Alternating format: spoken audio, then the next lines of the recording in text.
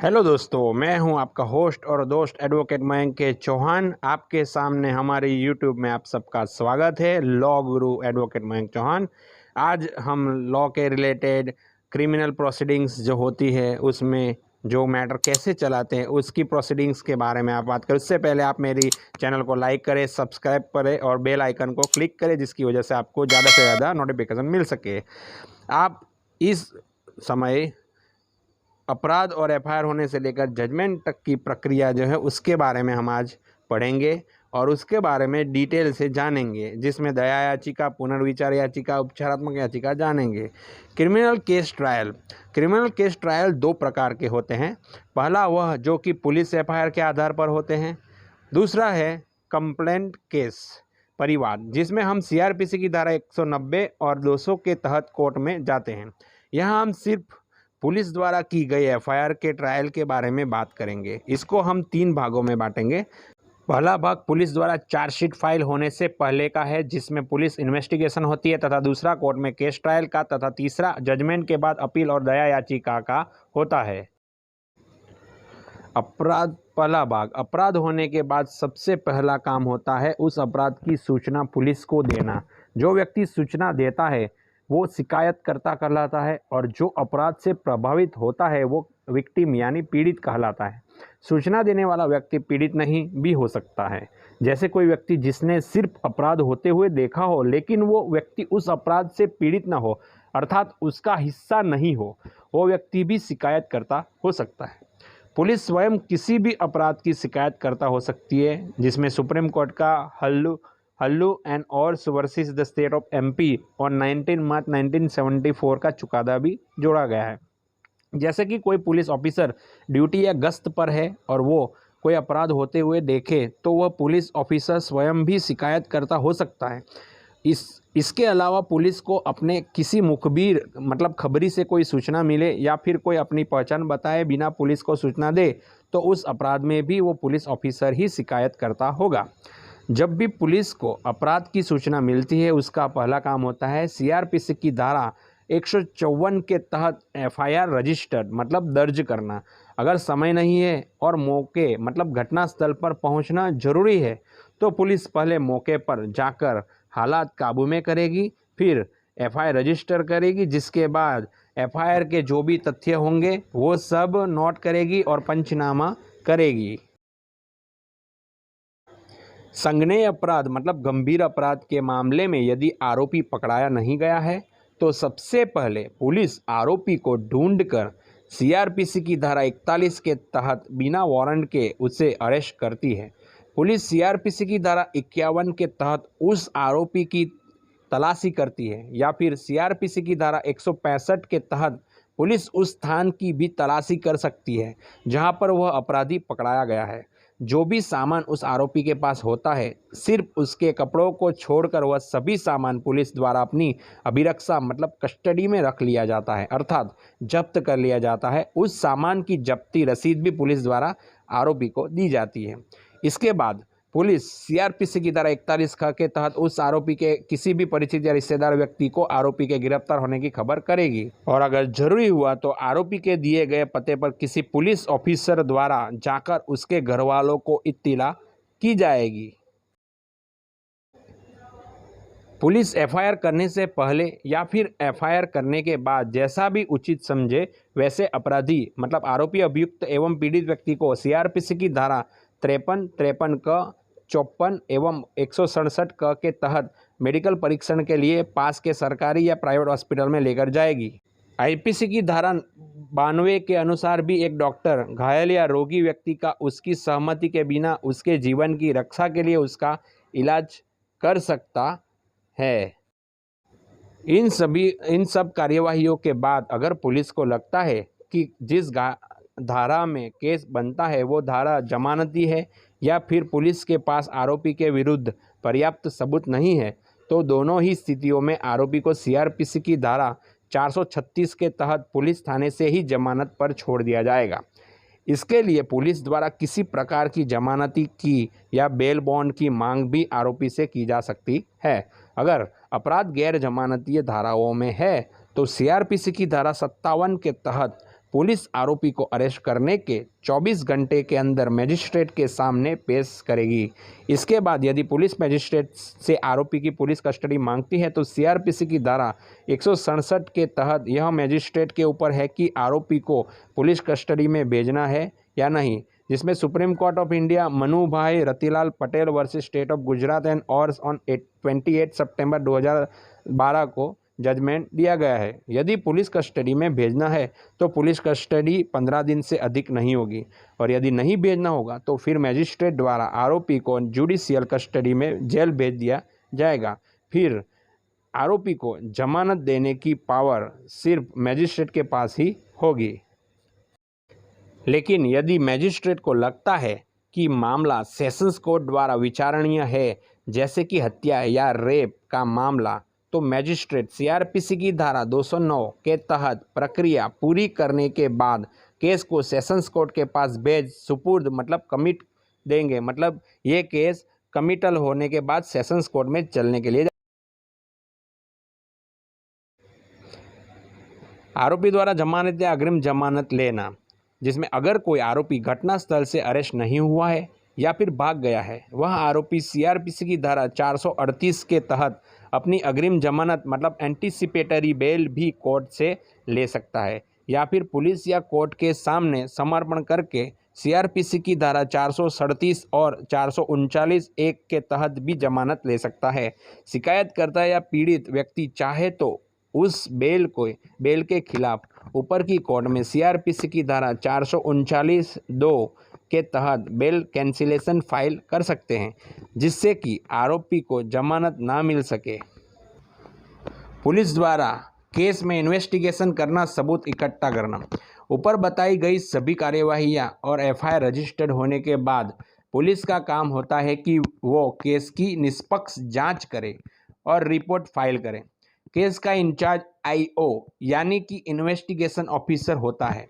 वही केस की जांच करता है, घटना की जगह का नक्शा बनवाता है, जरूरी कागजात और सबूत व्यक्तियों या डिपार्टमेंट से लेता है, गवाहों के धारा 161 सीआरपीसी में बयान दर्ज करता है आदि। अगर आईओ अपनी इन्वेस्टिगेशन में ये पाता है कि शिकायतकर्ता की शिकायत झूठी है और आरोपी निर्दोष है, तो पुलिस सीआरपीसी की धारा 169 के तहत डिस्चार्ज समरी या फॉल्स रिपोर्ट एफआईआर कोर्ट के सामने फाइल करके केस को खत्म कर सकते हैं। ऐसे में कोर्ट चाहे तो सीआरपीसी की धारा 190(1) के तहत केस को शिकायतकर्ता या केस में किसी पीड़ित की प्रोटेस्ट पेटिशन मतलब परिवाद पर चला सकती है।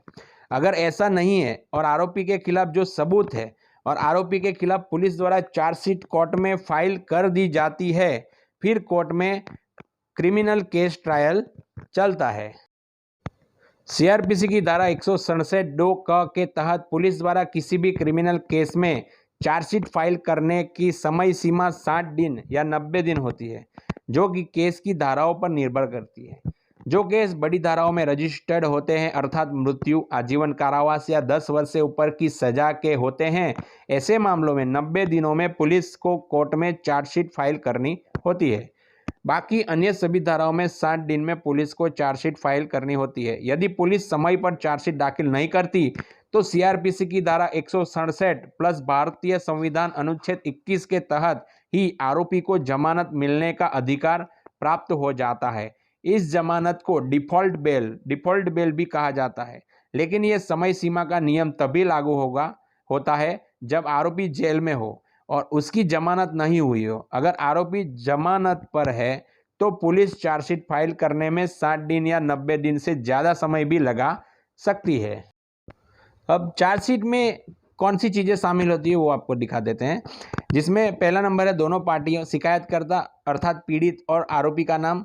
2 नंबर पर अपराध की सूचना की प्रकृति की पुलिस अपराध की सूचना कैसे मिली। तीसरे नंबर पर है शिकायतकर्ता या पीड़ित की शिकायत, जो शिकायत उसने की है। चौथे नंबर पर है पीड़ित और आरोपी की मेडिकल रिपोर्ट। 5वें नंबर पर है आरोपी की गिरफ्तारी या बेल से संबंधित पेपर। 6ठे नंबर पर है सभी गवाहों के सीआरपीसी धारा 161 के बयान। 7वें नंबर पर आरोपी से जब्त किया हुआ सामान। 8वें नंबर पर है घटनास्थल का नक्शा। 9वें नंबर पर है अन्य कोई केस से संबंधित पेपर इत्यादि। यह था पहला भाग। दूसरा भाग है क्रिमिनल केस ट्रायल। पुलिस द्वारा कोर्ट में चार्जशीट फाइल होने बाद आरोपी पर क्रिमिनल केस ट्रायल शुरू हो जाती है।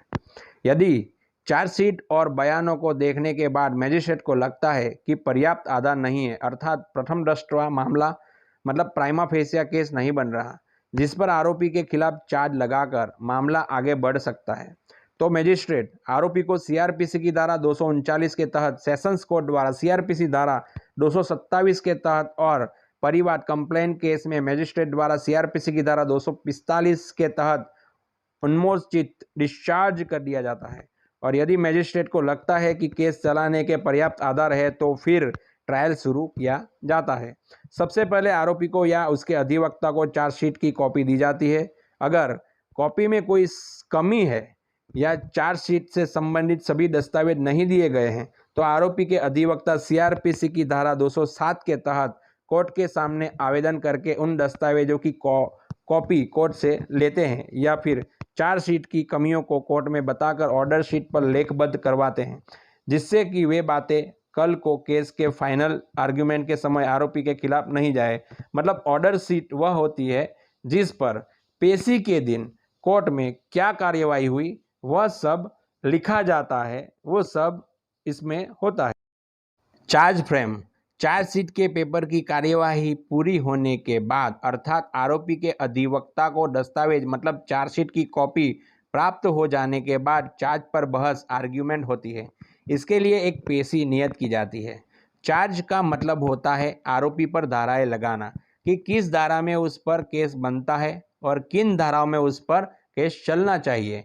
इसे चार्ज फ्रेम करना कहा जाता है। अगर कोर्ट को लगे कि आरोपी पर केस चार्ज फ्रेम करना बनता है लेकिन पुलिस ने जो धाराएं लगाई है वह धाराएं सही नहीं है तो कोर्ट सीआरपीसी की धारा 216 और 221 के तहत उन धाराओं को बदलकर नई धाराओं में भी चार्ज लगा सकती है। चार्ज फ्रेम किए जाने के बाद अदालत आरोपी से पूछती है कि क्या उससे अपना गुनाह कबूल है। अगर वह अपना गुनाह कबूल कर लेता है तो उसे उसी वक्त या अगली पेशी पर सजा सुना दी जाती है और क्रिमिनल केस ट्रायल यहीं पर समाप्त हो जाती है। लेकिन आमतौर पर आरोपी द्वारा गुनाह कबूल नहीं किया जाता और कोर्ट में आरोपी कहता है कि वह क्रिमिनल केस ट्रायल फेस करेगा तो फिर उस स्थिति में केस ट्रायल शुरू हो जाता है। गवाही, क्रिमिनल केस ट्रायल शुरू होने के बाद इस स्टेज पर चार्जशीट में दी गई गवाहों की लिस्ट के अनुसार भारतीय साक्ष्य अधिनियम की धारा 137 मुख्य परीक्षण चीफ एवं प्रति परीक्षण जिरह क्रॉस के तहत गवाहों की गवाही होती है। अभियोजन मतलब पीड़ित पक्ष की ओर से जो गवाह होते हैं उन्हें पीडब्ल्यू प्रोसिक्यूशन विटनेस और आरोपी पक्ष की ओर से जो गवाह होते हैं उन्हें डीडब्ल्यू डिफेंस विटनेस कहा जाता है। यह गवाह क्रमवार होते हैं जैसे कि PW1, PW2, PW3 dot dot dot etcetera तथा DW1, DW2, DW3 dot dot dot etcetera आदि। सबसे पहले विक्टिम मतलब पीड़ित जो शिकायतकर्ता की गवाही होती है, इसके बाद कोई पब्लिक विटनेस जैसे कि घटना के वक्त कोई चश्मदीद गवाह हो तो उसकी गवाही, इसके बाद पुलिस और डॉक्टर या फोरेंसिक लैब वालों की जो भी केस के अनुसार दिए हो, सबसे लास्ट में आईओ यानी कि इन्वेस्टिगेशन ऑफिसर की गवाही होती है। पहले अभियोजन मतलब पीड़ित पक्ष के अधिवक्ता सरकारी वकील जो होते हैं वो अभियोजन पक्ष के गवाहों का मुख्य परीक्षण चीफ एग्जामिनेशन करते हैं। इसके बाद आरोपी पक्ष के अधिवक्ता अपने क्लाइंट को बचाने के लिए अभियोजन पक्ष के गवाहों की स्टेटमेंट के बाद उनसे जिरह मतलब क्रॉस करते हैं। इसे प्रतिपरीक्षण क्रॉस एग्जामिनेशन करना भी कहा जाता है। यहाँ ध्यान में रखने वाली बात यह है कि भारतीय साक्ष्य अधिनियम की धारा 148, 149 और 151 के तहत आरोपी के अधिवक्ता अभियोजन पक्ष के गवाहों से ऐसा बिना आधार के कोई प्रश्न नहीं करेंगे जिससे कि गवाहों के चरित्र पर आंच आए या वह अपमानित हो। यदि आरोपी के अधिवक्ता ऐसा कोई प्रश्न कोर्ट की अनुमति के बगैर पूछते हैं तो यह न्यायालय की अवमानन मतलब कंटेम्प्ट ऑफ कोर्ट कहलाएगा और ऐसी स्थिति में वह मजिस्ट्रेट या न्यायाधीश आरोपी के अधिवक्ता की रिपोर्ट हाई कोर्ट या बार काउंसिल से कर सकते हैं। फिर आगे यदि अधिवक्ता के विरुद्ध कोई कार्यवाही करनी है तो हाई कोर्ट या बार काउंसिल करेंगे। इसलिए प्रतिपरीक्षण मतलब क्रॉस एग्जामिनेशन में इन बातों का विशेष ध्यान रखा जाना चाहिए, जिसमें क्रॉस एग्जामिनेशन जब होता है तब जब क्वेश्चन पूछते हैं तब कभी कभी ऐसी बातें भी जो डिफेंडेंट होते हैं वो क्रॉस एग्जामिनेशन के द्वारा जो सवाल पूछते हैं उसमें इररिलेवेंट क्वेश्चन भी पूछ लेते हैं, जिसकी वजह से जज साहब बीच में इंटरफेयर करके कहते हैं कि ये आपके केस के रिलेवेंट क्वेश्चन नहीं है, तो आप इसको वापस ले लो या फिर दोबारा मत पूछना। ऐसे कई मुद्दे जो होते हैं जिसमें अगर जज साहब को योग्य ना लगे तो वो क्वेश्चन आपसे पूछने की अनुमति वो नहीं देंगे और आपको इररिलेवेंट बोल के स्टॉप कर देंगे। प्रतिपरीक्षण मतलब क्रॉस एग्जामिनेशन जो आरोपी के अधिवक्ता द्वारा किया जाता है, क्रिमिनल केस ट्रायल का ये सबसे अहम भाग होता है। इसी में आपके अधिवक्ता की काबिलियत देखी जाती है कि वे केस को किस प्रकार अपने अनुसार मोड़ के आरोपी को बचा सकता है। इसके बाद अभियोजन पक्ष के अधिवक्ता भी आरोपी पक्ष के गवाहों से इसी प्रकार गवाही कराते हैं। यदि कोई नया तथ्य या बात बाद में कोर्ट के सामने आती है तो भारतीय साक्ष्य अधिनियम की धारा 138 के तहत फिर से गवाही कराई जा सकती है।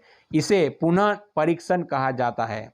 अगर कोई अभियोजन पक्ष का गवाह या सरकारी गवाह अपने बयान से मुकर जाए या हॉस्टाइल हो जाए तो सरकारी वकील भारतीय साक्ष्य अधिनियम की धारा 154 के तहत खुद उससे जीरा क्रॉस करते हैं, यह साबित करने के लिए कि वो गवाह जानबूझकर झूठ बोल रहा है और आरोपी को फायदा पहुंचाना चाहता है या आरोपी से मिल गया है।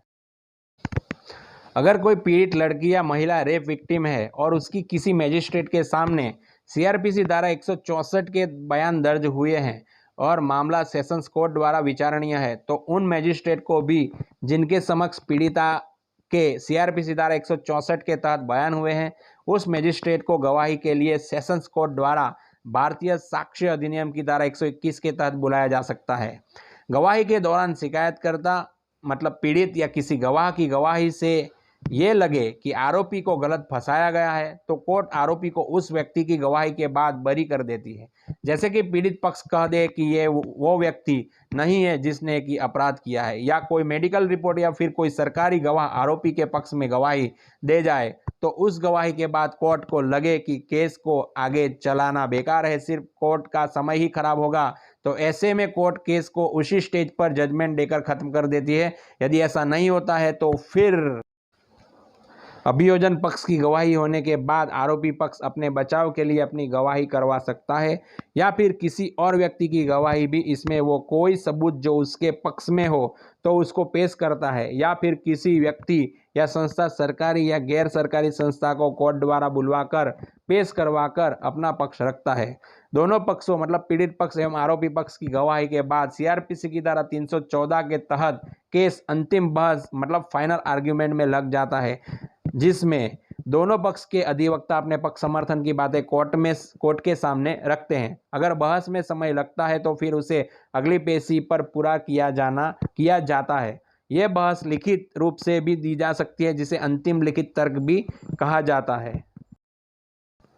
जजमेंट केस में बहस पूरी होने के बाद सीआरपीसी की धारा 353 के तहत कोर्ट द्वारा जजमेंट दिया जाता है। महानगर मजिस्ट्रेट मतलब मेट्रोपॉलिटन मजिस्ट्रेट द्वारा सीआरपीसी धारा की धारा 355 के तहत अगर आरोपी को बरी दोष मुक्त एक्विटल कर दिया है तो ठीक है, नहीं तो फिर उसे सजा सुनाई जाती है। दोषी को सजा सुनाने के लिए तारीख नियत की जाती है।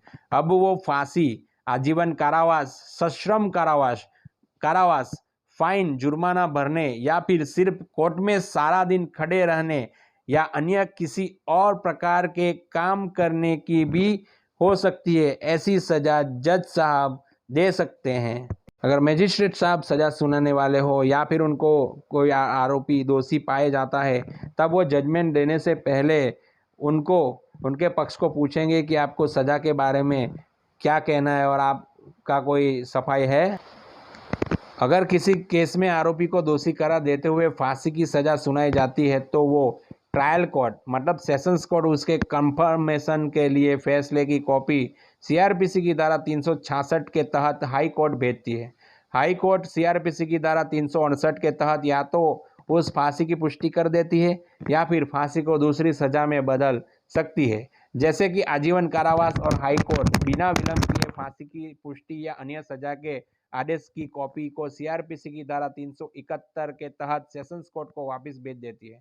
जब ट्रायल कोर्ट सेशंस कोर्ट को फांसी के मामले में हाई कोर्ट से कंफर्मेशन मिल जाती है तो वह आरोपी को फांसी की सजा सुना देती है। इसके बाद दोषी व्यक्ति हाई कोर्ट में अपील दाखिल कर सकता है कि उसे फांसी नहीं दी जाए। इसमें वो केस में अपने मजबूत पहलुओं, अपनी सामाजिक, पारिवारिक और आर्थिक मजबूरियों का हवाला देता है। लेकिन अगर फिर भी हाई कोर्ट उसकी फांसी की सजा को कंफर्म कर दे तो वो इस निर्णय की अपील करने के लिए सुप्रीम कोर्ट में जा सकता है।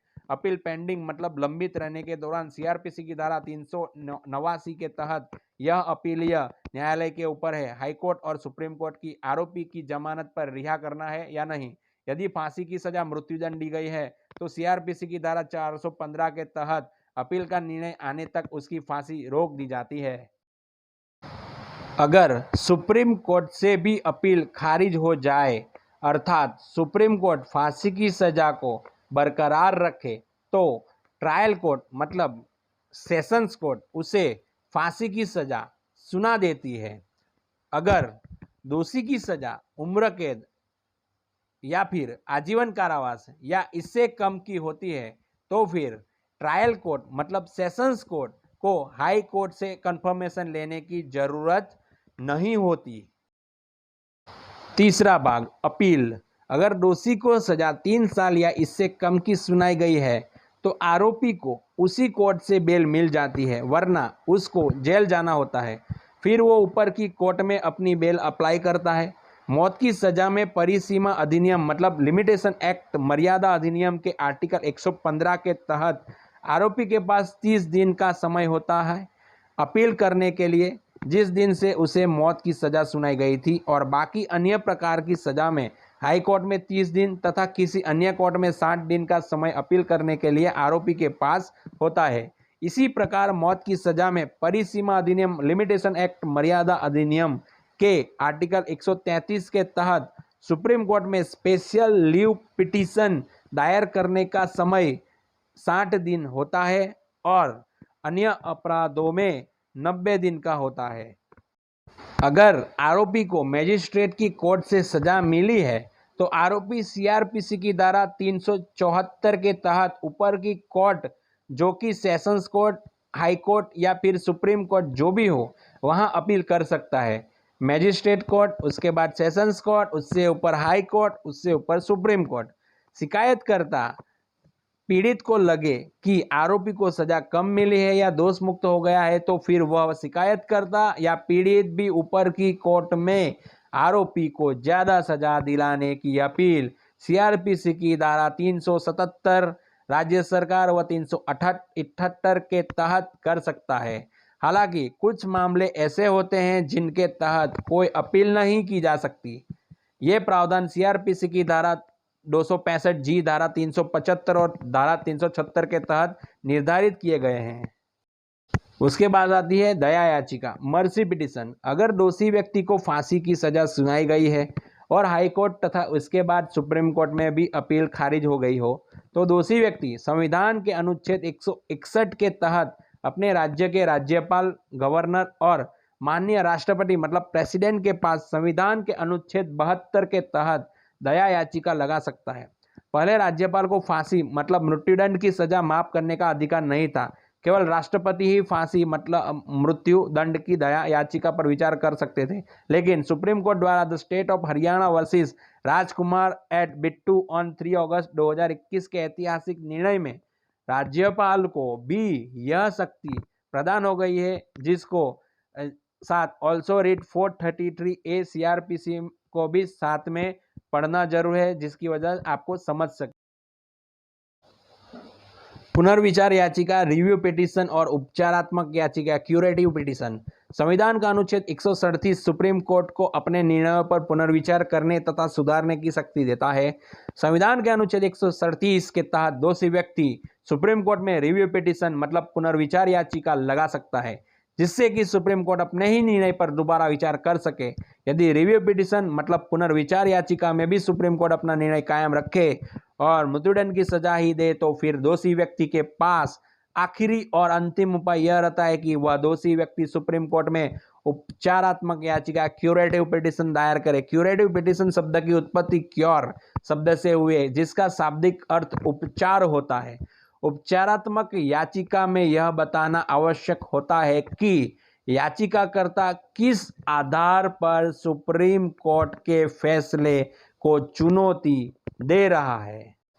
अगर क्यूरेटिव पिटीशन में कुछ तथ्य या आधार अच्छे और सच्चे जज साहब को लगे या फिर ये जो दायर किया गया उपचारात्मक याचिका सही लगे तो शायद तक वो आरोपी को बख्शा जा सकता है या फिर उसको कुछ राहत मिल सकती है। उपचारात्मक याचिका तब दाखिल की जाती है जब किसी मुजरिम की राष्ट्रपति के पास भेजी गई दया याचिका और सुप्रीम कोर्ट में रिव्यू पिटीशन पुनर्विचार याचिका दोनों ही खारिज कर दी जाती है। उपचारात्मक याचिका क्यूरेटिव पिटीशन की उत्पत्ति सुप्रीम कोर्ट द्वारा Rupa Ashok Hurra versus Ashok Hurra and ANR on 10 April 2002 के केस में हुई थी। संविधान के अनुच्छेद 142 के तहत उपचारात्मक याचिका क्यूरेटिव पिटीशन सुप्रीम कोर्ट में लगाई जाती है। यदि उपचारात्मक याचिका क्यूरेटिव पिटीशन भी खारिज हो जाए तो फिर दोषी को फांसी की सजा से कोई नहीं बचा सकता, उसका मरना तय हो जाता है। इस सभी प्रक्रियाओं के दौरान यदि आरोपी जमानत पर जेल से बाहर है और किसी कारणवश पेशी पर कोर्ट नहीं जा पाता तो नीचे बताई गई सीआरपीसी की धाराओं के अंतर्गत हाजिरी माफी या स्थायी हाजिरी माफी का आवेदन कोर्ट से कर सकता है। पेशी में हाजिरी माफी: अगर आरोपी जिसका केस कोर्ट में चल रहा हो वो किसी कारण से उस दिन पेशी पर नहीं आ सकता है, वो अपने अधिवक्ता के माध्यम से सीआरपीसी की धारा 317 के तहत कोर्ट में आवेदन करके उस दिन नहीं आने का कारण देकर कोर्ट में जाने से बच सकता है। यदि वह ऐसा नहीं करता तो कोर्ट उसके विरुद्ध वारंट जारी कर देगी। स्थायी हाजिरी माफी: आरोपी अपनी कोई मजबूरी जैसे कि कोई बीमारी, वृद्धावस्था या कोर्ट से उसके घर की दूरी या अन्य सुरक्षा के कारणों का हवाला देकर वो अपने अधिवक्ता के माध्यम से सीआरपीसी की धारा 205 के तहत कोर्ट से स्थायी हाजिरी माफी परमानेंट एग्जेम्पशन ले सकता है। इसमें उसे क्रिमिनल केस ट्रायल में आने पर छूट मिल जाती है। आरोपी को सिर्फ चार्ज फ्रेम करने के लिए और अंत में जजमेंट के समय ही कोर्ट आना है। मतलब कभी कभी पेशी में हाजिरी माफी सीआरपीसी की धारा 317 के लिए टाइम दी जाए, स्थायी हाजिरी माफी भी दे सकते हैं। ट्रायल के बीच में केस खत्म करने के उपाय: राजीनामा: यदि पीड़ित शिकायतकर्ता और आरोपी के बीच समझौता हो जाता है तो सीआरपीसी की धारा 320 में बताए गए नियमों के तहत राजीनामा करके केस समाप्त कर सकता है। प्ली बार्गेनिंग सौदा अभिवाक: यदि राजीनामा नहीं होता तो सीआरपीसी की धारा 265 ख के तहत प्ली बार्गेनिंग सौदा अभिवाक का आवेदन देकर आरोपी अपनी सजा कम 1/4 करवाने के लिए अधिवक्ता के जरिए आवेदन कर सकते हैं 7 वर्ष से कम सजा के अपराधों के लिए। थैंक यू सो मच दोस्तों। तो ये थी हमारी क्रिमिनल ट्रायल जो कोर्ट में फेस करनी होती है अपराधी को, और साथ में जो दायर करना फरियादी जो होते हैं वो भी इसके साथ होते हैं। अपराध और एफआईआर होने से लेकर जजमेंट तक का ये सफ़र हमने तय किया और इसने आपने हम मेरे साथ जो सपोर्ट किया उसका बहुत अच्छे से धन्यवाद। मैं आपका होस्ट और दोस्त एडवोकेट मयंक चौहान आपको मेरी ये यूट्यूब चैनल देखने के लिए और समझने के लिए आपका तहे दिल से शुक्रिया अदा करता हूँ। और आप ज़्यादा से ज़्यादा मेरी यूट्यूब चैनल को शेयर करें, सब्सक्राइब करें और बेल आइकन पर क्लिक करके ज़्यादा से ज़्यादा अपडेट लेते रहे और आपका कानून के लिए जो विश्वास है जो बना रहे, उसके लिए हम कानून के रखवाले और कानून के लिए हम अपने कटिबद्ध है।